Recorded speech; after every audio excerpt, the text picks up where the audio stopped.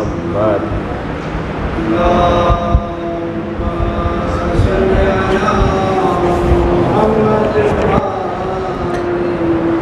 فاتحہ.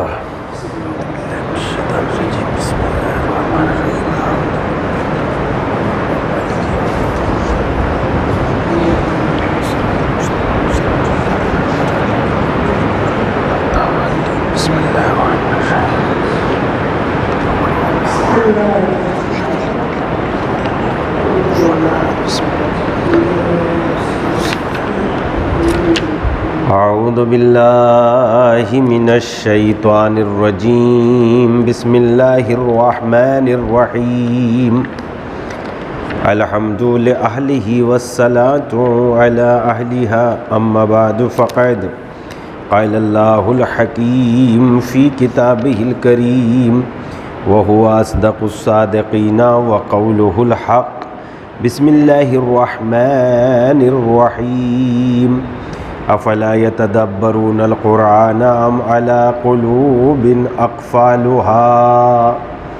بھلا یہ لوگ قرآن مجید میں غور و فکر کیوں نہیں کرتے اور موبائل کی دنیا سے باہر کیوں نہیں نکلتے؟ آخر ان کے دلوں پر تالے پڑے ہوئے ہیں جو یہ غور و فکر سے کام نہیں لیتے؟ کیا انسان کے لیے واقعاً اپنے آپ کو بدلنا اور سمجھانا بہت زیادہ مشکل ہے؟ کیوں انسان اپنی عادتوں کو چھوڑ کے اچھائی اور برائیوں کو جب جانتا ہے، اگر انسان میں یہ تمیز ہی نہ ہوتی کہ وہ اچھائیوں اور برائیوں کو نہ جانتا تو خدا اس کے لیے شریعت ہی نازل نہ کرتا؟ انسان جانتا ہے کہ اچھائی اور برائی کیا ہے، انسان کو یہ تمیز اللہ نے عنایت کی ہے۔ سورہ مبارکہ واقعہ جو اس آیہ کریمہ کے ذیل میں پیش کر رہے ہیں الحمدللہ، اور بہت کچھ مختصر سے وقت میں بیان کیا جا چکا ہے، اس سورہ میں یہ یقین دلایا انسان کو، اور انسان کو یہ یقین ہونا چاہیے کہ اس کو عبث پیدا نہیں کیا گیا ہے، بیکار نہیں بنایا گیا۔ اور قرآن مجید نے کئی جگہ پر اس بات کا تذکرہ کیا ہے، کیا ہم نے زمین اور آسمان کو خلقت ما ھذا باطلا، کیا ہم نے ان کو یوں ہی عبث پیدا کر دیا ہے، بیکار پیدا کر دیا ہے؟ کیا تمہارا کوئی کام بلا مقصد کے وجود میں آتا ہے؟ جب تمہارا خود کوئی کام بلا مقصد کے وجود میں نہیں آتا تو پھر آخر اپنے آپ کو بنانے، انسان کو بنانے اور ساری ضرورتوں کو پورا کرنے کے بارے میں کیوں غور نہیں کرتے کہ ہم نے تمہارے لیے زمین بنائی، آسمان سے پانی برسایا؟ اس سورہ مبارکہ میں یقین دلایا اور پھر کہا کہ انسان کو یہ یقین ہونا چاہیے کہ اسے ذرے کے برابر نیکیوں کا بھی جواب دینا ہے اور ذرے کے برابر برائیوں کا بھی جواب دینا ہے۔ انسان کو یہ بتایا کہ انسان خود جواب دہ ہے، ذمہ دار ہے، اس کو چھوڑا نہیں جائے گا۔ اس کے بعد 3 گروہ کے قیامت کے حالات اور آثار اور اس کی علامتیں بیان کرتے ہوئے اس سورہ مبارکہ میں 3 گروہ بیان کیے گئے۔ السابقون السابقون، یعنی سب سے پہلے وہ مقرب پروردگار عالم کی بارگاہ میں جو نزدیک ہے، قریب ہے۔ اصحاب الیمین ما اصحاب الیمین، اصحاب الشمال ما اصحاب الشمال، جن کا نامہ اعمال ان کے دائیں ہاتھوں میں ہوگا، یعنی ایک وہ گروہ جن کا نامہ اعمال ان کے دائیں ہاتھ میں ہوگا، ایک وہ گروہ جس کا نامہ اعمال اس کے بائیں ہاتھ میں ہوگا، اور ایک وہ جو اللہ کا مقرب ترین بندہ ہے۔ ان لوگوں کے صفات بھی بیان کیے، ان کے اعمال بھی بیان کیے، ان میں کیا کیا صفتیں تھیں، یہ کیا چھوڑتے تھے اور کیا کرتے تھے، وہ سارے حالات بیان کیے گئے۔ کہاں سے انہیں روکا جاتا تھا تو رکتے تھے، ان میں ضد نہیں تھی، ان میں بات کو ماننے کی طاقت اور قوت تھی۔ انسان کی سب سے بڑی طاقت یہ ہے کہ وہ باتوں کو مانتا ہو، حکم خدا پر سر جھکاتا ہو۔ وہ اس بات میں بڑا نہیں ہے کہ وہ اکڑ اور یہ دکھائے کہ میں تو بہت زیادہ بڑا ہوں، مغرور ہوں۔ وہ لوگ جنہوں نے اللہ نے انہیں مال دیا، دولت دی، نعمتیں دی، اصحاب المشأمہ کا تذکرہ، یعنی جن کا نامہ اعمال ان کے بائیں ہاتھ میں دیا جائے گا، ان کے سلسلے میں بات کر رہا ہے ابھی قرآن کا یہ سورہ، اور بتا رہا ہے کہ وہ اللہ کی دی ہوئی نعمتوں پر اکڑ جاتے تھے، گناہوں پہ بے پناہ اصرار کرتے تھے۔ گناہ چھوڑنے کا نام نہیں لیتے تھے، جبکہ اس حالت میں بھی پہنچ جاتے تھے جہاں گناہ ہی بے لذت ہو جاتی تھی، یعنی اب گناہوں میں ان کے لیے کوئی لذت نہیں ہے، مگر اس کے بعد بھی گناہ انجام دیے جا رہے ہیں۔ اس کے بعد قرآن کہتا ہے کہ یہ لوگ جن کا نامہ اعمال ان کے دائیں بائیں ہاتھ میں ہوگا، جب ان کو کبھی کوئی بندہ خدا ڈراتا تھا، قیامت کی یاد دلاتا تھا، تو یہ کہتے تھے بھلا کیسی بات ہے، یہ کیسی بے عقلی کی بات کر رہا ہے، جب ہم گل جائیں گے، سڑ جائیں گے، مٹی بن جائیں گے، ریزہ ریزہ ہو جائیں گے، چکنا چور ہو جائیں گے، بھلا کون ہمیں دوبارہ زندگی دے گا، ہمیں یا ہمارے آباء و اجداد کو؟ اپنے آباء و اجداد کو ہی دیکھ لو کہ ان کی قبروں کے نشان نہیں ہیں، ان کی ہڈیوں کی پتہ نہیں ہے، خبر نہیں ہے۔ تو یہ اپنے آپ کو یہ دلاسا دے کے، یہ بات سوچ کے اپنے دماغ میں اطمینان پیدا کرتے تھے کہ کچھ ہونے والا نہیں ہے، کچھ نہیں ہوگا۔ ایسے لوگوں کے لیے قرآن نے دلیلیں پیش کی، اور قرآن نے کہا کہ ہوش میں آؤ، وہی تمہیں دوبارہ زندگی دے گا جس نے پہلی مرتبہ تمہیں زندہ پیدا کیا ہے، وہی تمہیں حیات دے گا جس نے پہلی مرتبہ تمہیں حیات بخشی ہے۔ بتاؤ تم خود بخود پیدا ہو گئے اس سے پہلی بار؟ میں، آپ، کوئی بھی، ہم خود بخود پیدا ہو گئے؟ ایک خود بخود ہم ایک پانی پیدا کرنے کی تو طاقت رکھتے نہیں، بخار چڑھ جائے تو اس کی تو دوائی ہے نہیں، نزلہ نمونیا بن جائے تو دنیا پریشان ہو جائے۔ تو اس کے بعد قرآن کہتا ہے کہ اب ذرا وہی ہے جو تمہارا پروردگار، جو دانے کو زندگی دیتا ہے، نطفے کو انسان بنا دیتا ہے، بادلوں سے بارش برساتا ہے، قطروں کو جمع کرتا ہے، قطروں کا حساب رکھتا ہے، زمین میں جذب پیدا کر دیتا ہے، زمین کے قطروں میں زمین کے اندر یہ طاقت پیدا کر دیتا ہے کہ وہ نہ اپنے آپ میں زمین کے پانی کو برباد ہونے دیتی اور نہ ہی ضائع ہونے دیتی ہے، بلکہ اپنے اندر محفوظ کر لیتی ہے، اور جب انسان کو ضرورت پڑتی ہے تو انسان کو زمین پانی کے ذخیرے کھول دیتی ہے، اور جھرنوں کی صورت میں پانی بہنے لگتا ہے، آسمان پانی برسانے لگتا ہے۔ بتاؤ یہ تم نے کیا ہے کہ اس کا کرنے والا کوئی اور ہے؟ پھر کہتا ہے کہ کیا تم نے ہرے درختوں میں آگ کو پیدا کیا ہے؟ تم نے پیدا کیا ہے یا ہم نے پیدا کیا ہے؟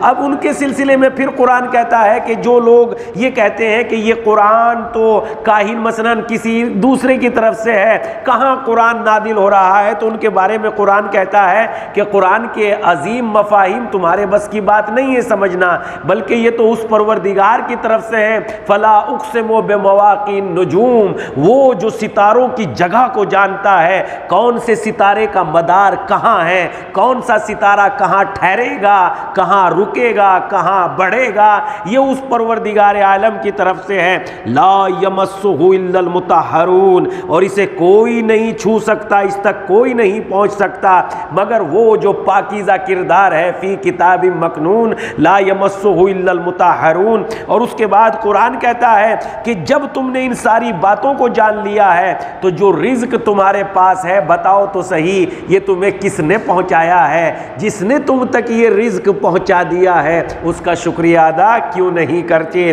اس کے بعد قرآن یہاں تک آنے کے بعد پھر اگلی بات پیش کرتا ہے، تنزیل من رب العالمین، یہ تو العالمین کے پروردگار کی جانب سے نازل کیا ہوا ہے، تنزیل من رب العالمین افا بہذا الحدیث انتم مدہنون فلا وتجعلون رزقکم انکم تکذبون، اور اس نے ہی تمہارے لیے رزق قرار دیا ہے، تو پھر اس کے بعد آخر تم کیوں جھٹلاتے ہو؟ کس نے تمہیں رزق دیا ہے؟ کبھی غور کرتے ہو؟ فلولا اذا بلغت الحلقوم، اب بالکل نتیجے کے طور پر قرآن کہتا ہے فلولا اذا بلغت الحلقوم، اچھا ٹھیک ہے تم اتنے ہی طاقتور ہو اور اتنے ہی اپنے آپ میں اترا رہے ہو اور بڑا اپنی طاقت پہ تمہیں یقین ہے، زوم ہے، فلولا اذا بلغت الحلقوم، جب موت تمہارے حلق تک پہنچ جاتی ہے تو اگر تم میں طاقت ہے تو موت کے پنجے سے اپنے آپ کو چھڑا لو، اگر نہیں چھڑا سکتے تو جو موت دے رہا ہے وہ حیات بھی دے گا۔ ایک صلوات پڑھ دیں محمد و آل محمد پر۔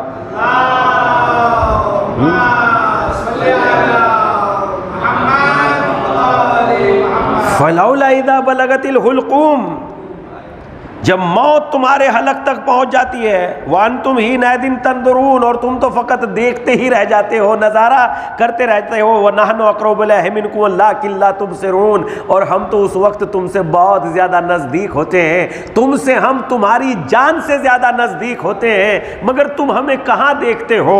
تم تو زندگی بھر اپنے میں ہی کھوئے رہتے ہو اور ہمیں نہیں دیکھتے۔ اس کے بعد یہاں مفسرین نے بہت ساری باتوں کو لکھا، اور بہت ساری بات لکھتے ہوئے مفسرین کہتے ہیں کہ یہاں پر ایک واقعہ بھی درج کرتے ہیں کہ جب مامون روم سے واپس آ رہا تھا تو ایک جگہ بدی دو کے نزدیک اس نے ایک چشمے کو دیکھا جس کا پانی اتنا صاف و شفاف تھا، اتنا پاک و پاکیزہ تھا کہ اس نے ایک سکہ پھینک دیا تو سکے کی بنیاد اوپر جو تحریر لکھی ہوئی ہوتی ہے وہ تک صاف پڑھی جا رہی تھی۔ اس نے اپنے فوجیوں کو فوراً حکم دیا ان پیڑوں کو کاٹا جائے اور میرے لیے ایک بہترین گھر بنایا جائے، اور اس طریقے سے کہ اس چشمے کے اوپر سے میں مثلاً بیٹھ جاؤں اور میں وہاں پر تخت ڈال دیا جائے اور ایک پتوں کی اور لکڑیوں کی چھت بھی بنا دی جائے۔ اس طریقے سے ایک مکان بنا دیا گیا کہ اس چشمے کا پانی مامون کے پیروں کے نیچے سے گزر رہا تھا۔ اسی اثنا میں ایک چاندی کے جیسی سفید مچھلی وہاں سے نمودار ہوئی۔ بادشاہ نے کہا کہ کون ہے اس کو جو مجھے اس کا شکار کر کے دے، یعنی پکڑ کے دے، میں اسے تلوار عطا کروں گا۔ مرتبہ ایک خادم اس میں اس چشمے میں کود گیا اور وہ چاندی کے جیسی چمکتی ہوئی مچھلی کو شکار کر کے لایا، یہاں تک کہ وہ تھوڑی اس کے ہاتھ میں ہل رہی تھی اور پھسل کے دوبارہ پھر چشمے میں گر گئی، جس کی وجہ سے مامون کے اوپر وہ پانی اس کے سر اور سینے تک آ کے مچھلی سے جو ٹچ ہوا تھا وہ اس کے سر اور سینے پہ آ کے گر گیا، یہاں تک کہ اس نے کہا کہ دوبارہ پکڑو، دوبارہ پکڑ کے لائی گئی، کہا اس کو بھون کے سرخ کر کے میرے لیے تیار کر کے لائی جائے، یہاں تک کہ اس کو سرخ کر کے تیار کر کے لایا گیا۔ ابھی وہ مچھلی آئی نہیں تھی، اس کو بے پناہ کپ کپی چھانے لگی، بدن اس کا لرزنے لگا اور اس کے اپنے آپ میں چہرے سے بے پناہ پسینہ بہنے لگا، ایسا کہ جیسا تیل ہوتا ہے جس میں چپکاہٹ ہوتی ہے، یہ جب پسینہ بہنے لگا۔ مرتبہ اس نے شاہی طبیبوں کو بلایا، دو شاہی طبیب رہتے تھے، ایک کا نام تھا بخشوئے، دوسرے کا نام تھا ماسیوئے۔ ماسیوئے نے ایک ہاتھ کی نبض کو پکڑا، بخشوئے نے دوسرے ہاتھ کی نبض کو پکڑا۔ اب جو اس کو دیکھا تو نبض بتا رہی تھی کہ یہ بچنے والا نہیں ہے۔ مرتبہ انہوں نے کہا کہ جو تمہیں وصیت کرنی ہے وہ کر لو۔ اتنی دیر میں کہ وہ مچھلی اس کے پاس آئی، بھنی ہوئی مچھلی رکھی ہوئی تھی، مگر ہاتھوں میں طاقت نہیں رہ گئی تھی کہ یہ اس کو کھا سکے۔ اب اس کے بعد اس نے کہا کہ میری تو حکومت کو زوال آ گیا ہے، مجھے ذرا کسی بلندی پر لے جایا جائے۔ اب جو اس کو پہاڑ کی بلندیوں پر لے جایا گیا، اس نے اپنے بڑے سے لشکر کو دیکھا، مرتبہ جس نے اپنے چاروں طرف آگ جلا رکھی تھی، مرتبہ کہنے لگا اے پروردگارا، بس تیری ہی حکومت وہ ہے جس کو زوال نہیں ہے، بلکہ ہر حاکم کی حکومت کو زوال ہے، اور یہ کہہ کے دنیا سے رخصت ہو گیا۔ قرآن بھی یہی کہتا ہے، بڑے بڑے راجا و بادشاہ و مہاراجا، بڑے بڑے شاہ اور بڑے بڑے تخت، فلولا اذا بلغت الحلقوم، جب موت تمہارے گلے تک پہنچ جاتی ہے، اگر کوئی بچا سکتا ہے تو بچا لو، جو موت دینے پہ قدرت رکھتا ہے وہی حیات دے گا۔ سورہ مبارکہ واقعہ یہ دلیلیں پیش کر رہا ہے، انشاءاللہ اس سے اگلی گفتگو کل آپ کی خدمت میں پیش کی جائے گی۔ پروردگارہ تجھے واسطہ محمد و آل محمد کا ہمیں ان باتوں پر عمل کرنے کی توفیق عنایت فرما۔ پروردگارہ ہماری محفلوں میں، ہماری مجلسوں میں، ہمارے ممبروں سے، ہمارے خطبوں میں قرآن مجید کی باتوں کو زیادہ سے زیادہ بیان کیا جائے، چونکہ جو قرآن ہے وہی اہل بیت ہے اور جو اہل بیت ہے وہی قرآن ہے، لیکن ہم نے اپنی مجلسوں کو ایسا بنا لیا ہے، اہل بیت کے نام پر ہم کچھ سے کچھ پڑھنے لگتے ہیں اور قرآن کا تو تذکرہ ہی نہیں ہوتا۔ انہوں نے علی کو چھوڑ دیا اس وجہ سے کہ تم مانتے ہو، تم نے قرآن کو چھوڑ دیا اس وجہ سے کہ وہ مانتے ہیں، نقصان میں دونوں ہی چلے گئے۔ پروردگارہ تجھے واسطہ محمد و آل محمد کا ہمیں قرآن پر عمل کرنے کی توفیق عنایت فرما۔ پروردگارہ ہماری محفلوں میں قرآن کی تعلیم دی جائے، قرآن کی تفسیر بتائی جائے، قرآن کے معنی بتائے جائیں، ایسا کرنے کی سعادت عنایت فرما۔ پروردگارہ تجھے واسطہ محمد و آل محمد کا ہمارے آقا و مولا کے ظہور میں تعجیل فرما۔ پروردگارا اس مصیبت سے سبھی کو، تمام انسانوں کو نجات عنایت فرما۔ پروردگارا ہم بندگان خدا کی جتنی خدمت کر سکتے ہیں مالک، ہمیں زیادہ سے زیادہ اس بیماری میں مبتلا ہونے والے مریضوں کی خدمت کرنے کی توفیق عنایت فرما۔ پروردگارا یہ تو ایسی مصیبت ہے، اس سے سبھی کو نجات عنایت فرما۔ ہمارے آقا و مولا کے ظہور میں تعجیل فرما، ہمیں ان کے اعوان و انصار میں شمار فرما۔ ربنا تقبل منا انک انت السمیع العلیم۔ آپ حضرات سے گزارش ہے ایک مرتبہ سورہ حمد اور 3 مرتبہ سورہ توحید کی تلاوت فرما کر کل مومن مومنات کی ارواح کو ایصال فرما دیجئے۔ بسم اللہ۔